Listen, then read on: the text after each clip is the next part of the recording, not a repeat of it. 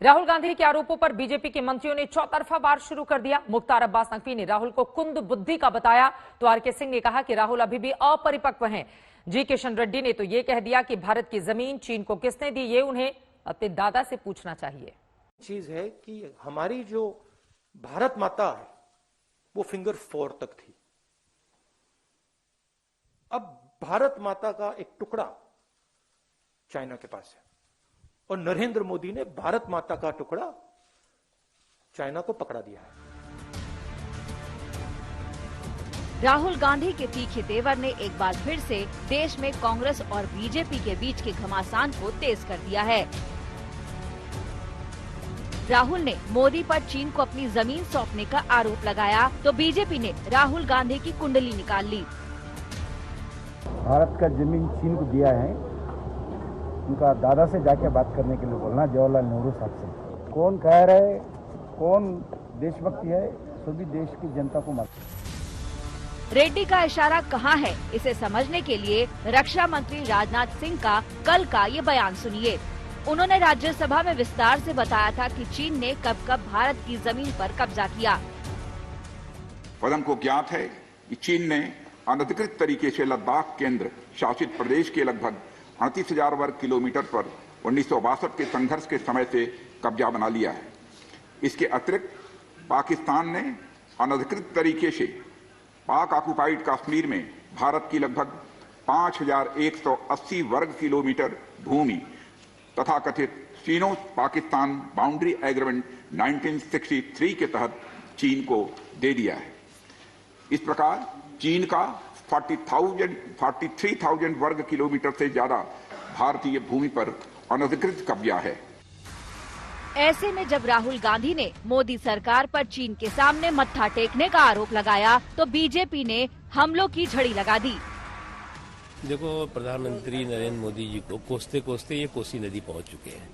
अब कोसी नदी के किनारे खड़े हैं, इनका कहाँ क्या हश्र होगा उसका आप अच्छी तरह से एहसास कर सकते हैं। लेकिन एक बात समझना चाहिए कि ये कोई सामान्य जो बुद्धि वाला व्यक्ति इस तरह की बातें नहीं कर सकता। जो कुंद बुद्धि होगा उसी का ये कमाल हो सकता है। तो ये कुंद बुद्धि का कमाल है या कुंदे की टाल है, ये तो कांग्रेस पार्टी तय करेगी। लेकिन हम कांग्रेस के कोई एडमायरर कभी न रहे हैं। हम सब तो बड़े गैर कांग्रेसवाद के आंदोलन से निकले हुए, जयप्रकाश नारायण जी के आंदोलन से निकले हुए लोग हैं। लेकिन हम बिना मांगी कांग्रेस को सलाह यही देंगे कि पप्पू जी को अपना कोच भी बदल देना चाहिए, कोचिंग भी बदल देना चाहिए। अन्यथा हर दिन वो नो बॉल करते रहेंगे, हर दिन वो रन आउट होते रहेंगे और कांग्रेस का बंटाधार करते रहेंगे। राहुल गांधी के बयान पर मोदी सरकार के मंत्री बुरी तरह भड़के हुए हैं। आरके सिंह ने कांग्रेस नेता के बयान को अपरिपक्व करार देते हुए कहा कि राहुल में अब तक गंभीरता नहीं आई है। ये साहब देखिए, ये एकदम बिल्कुल ही टोटली अनपार्लियामेंट्री तो है ही है। हमको लगता है कि इमेच्योर भी है। अभी तक ये कोई गंभीरता उनमें आई नहीं। इस तरह से ये काउंटर मूवमेंट हुआ हमारे लद्दाख बॉर्डर पर और हम लोगों को एक एज मिल गया, उसका बयान हमारे रक्षा मंत्री ने भी किया था। सभी लोगों को अप्रिशिएट करना चाहिए। ये सिर्फ राहुल गांधी कुछ समझते नहीं है, समझने का प्रयास नहीं करते हैं, जानकारी नहीं रखते हैं, जानकारी रखने का प्रयास नहीं करते हैं। गलवान में जब चीन के सैनिकों ने धोखे से हमला बोला था, तब हिंदुस्तान के जाबाज सैनिकों ने चीनी हिमाकत का मुंहतोड़ जवाब दिया था। पहली बार चीन को भी समझ आ गया था कि ये पुराना भारत नहीं है। लेकिन इस मुद्दे पर जिस तरह की सियासी बयानबाजी हो रही है, यकीनन देश की रक्षा के लिए जान की बाजी लगाने वाले सैनिकों के मनोबल के लिए ये ठीक नहीं और न ही ये विश्व में भारत की छवि के लिए अच्छा है। दिल्ली से हिमांशु मिश्रा के साथ आज तक ब्यूरो। दिल्ली में रिंकू शर्मा की हत्या को लेकर लगातार गंभीर सवाल खड़े हो रहे हैं। परिवार वाले खोलकर कह रहे हैं कि राम मंदिर के लिए चंदा मांगने के दौरान विवाद हुआ और उसी विवाद में रिंकू की हत्या हुई।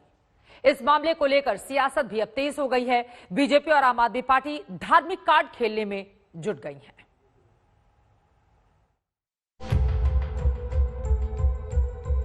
रिंकू बीजेपी कार्यकर्ता था। कुछ दिनों पहले राम मंदिर के लिए चंदा लेने भी पहुंचा था। घरवाले कह रहे हैं कि हत्या के पीछे यही वजह रही। बीजेपी भी यही तर्क दे रही है। वीएचपी की दलील भी कुछ ऐसी ही है। वैसे रिंकू को जानने वाले बताते हैं कि वो दरियादिल था, फिर भी कातिलों को दया नहीं आई। उसे घर से घसीटकर बाहर लाए और वारदात को अंजाम दिया। अब झूठा बोला है कि ये बिजनेस की कोई बिजनेस का वो नहीं था, सिर्फ राम जी का विरोध करते थे ये लोग हमारे, इस चक्कर में इन्होंने भैया को। जो संगीन आरोप घर वालों ने लगाए हैं, कुछ वैसी ही आवाज वीएचपी ने उठाई है।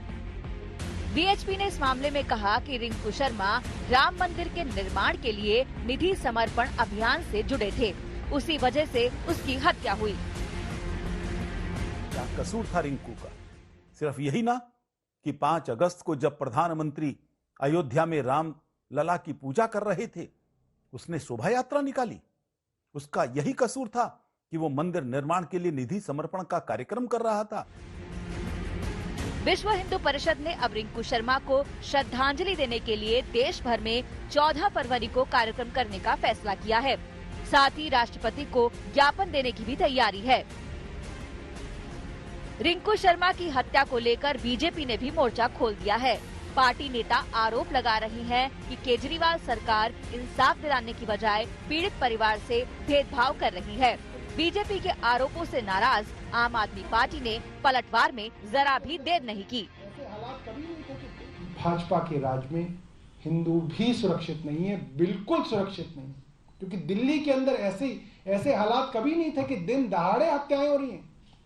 लाठी डंडे चाकू लेके लोग सड़कों पे घूम रहे हैं और दूसरे के घर में घुस के उसकी हत्या कर देते हैं उसके घर के सामने। कैसे हो सकता है? दिल्ली है, ये संभव नहीं है कि ऐसी घटना चाहे जिस भी धर्म के लोगों के साथ हो, एक समान व्यवहार होना चाहिए और इस जघन्य घटना की सबको जानकारी भी होनी चाहिए।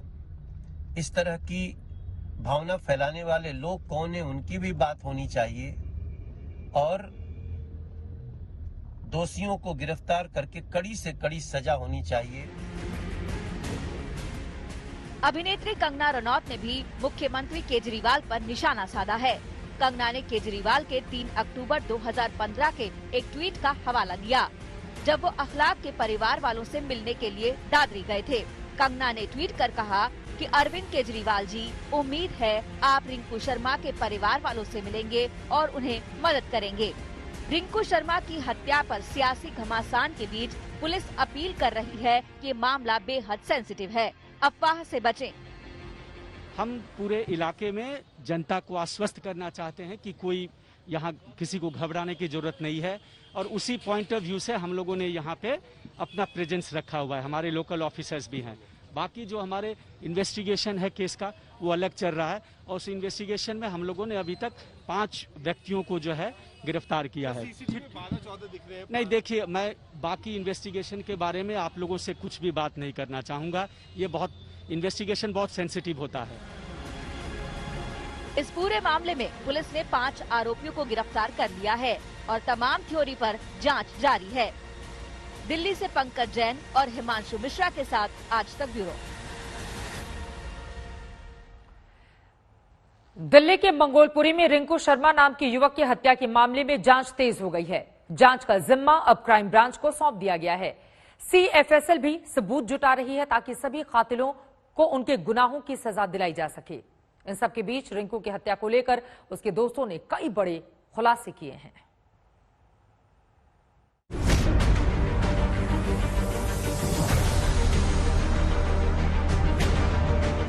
दिल्ली की गली में हत्यारों का झुंड निकला था, लेकिन इनकी सनक का अंदेशा किसी को नहीं था।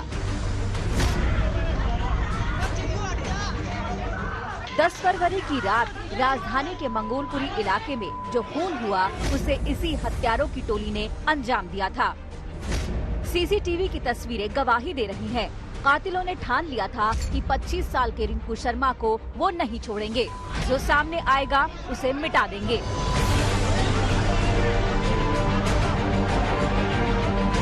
देश की राजधानी में सरेआम खून, कैसे कहें कि अपराधियों में खौफ है। कौन कहेगा इन्हें देखकर कि इन्हें पुलिस प्रशासन की परवाह है।